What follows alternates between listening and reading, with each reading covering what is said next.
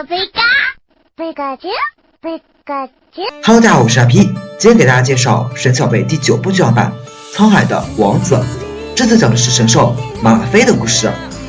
影片一开始，一个神秘的组织在某深海领域捕获到了一颗蛋，然而这个蛋还没在他们手里待多久，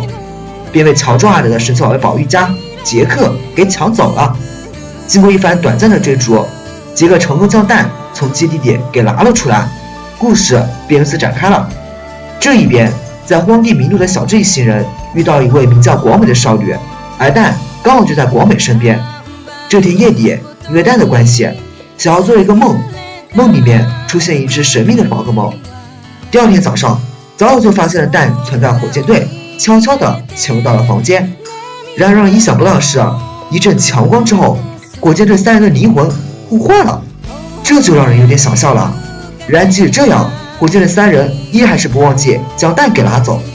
当然这被小智一伙阻止了。然而这时候，由于火箭队的告灭，海贼的老大凡顿也赶来了这里，于是一场蛋的争夺战便开始了。在这个过程中，装有神兽的蛋在小姚手里孵化了。由于马拉菲跟波克比一样，都有着将第一眼看到的人当做自己母亲的习性，所以马拉菲很自然地将小姚当成自己的妈妈，而这就让小姚有点措手不及了。在甩开了凡顿之后，接下来的任务就是要将马拉菲送回海之神殿，而海之神殿却只有在月全食的时候才能用肉眼看到。本来杰克是不打算带着小智一伙的，毕竟前方凶险，是无法保证他们的安全。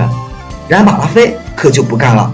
看见自己的妈妈不在身边，立马就哭闹了起来，并再次使用绝招心灵交换，将小智和杰克互换了。杰克这才不得不把小智伙也带上。在这一路上，众人都度过了一段美好的时光，尤其是小姚和马拉菲。然而越到后面，小姚就越发不舍。在一个晚上，小姚抱着国美哭了。然而分离的日子终究是要来临的。到了月全食的这一天，在马拉菲的带领下，小姚等人还是比较顺利的来到了海之神殿。然而与他们一同而来的还有海贼凡顿。这回以来自然是没好事发生的，他顺利的找到海之王冠，于是贪婪的拔掉了海之王冠边上的水晶，而这一拔直接就闯了大祸。海之神殿开始不断进入海水，眼看着即将沉没下去。